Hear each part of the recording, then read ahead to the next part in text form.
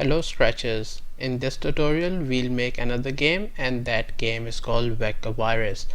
Now in this game what we'll have is we'll have a virus, and that will be basically either inside the box or outside the box.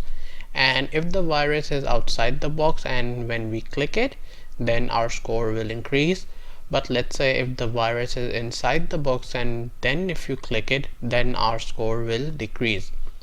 And let's say if your score keeps on decreasing and it goes below 0, then the game will be over.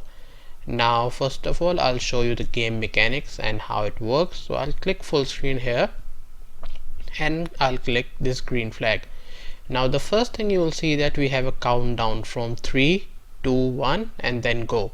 And as soon as go is removed from the screen, then we can see that there are 6 viruses inside the box. And let's say if the virus is out of the box and if I click it, you can see that my score increases to 1.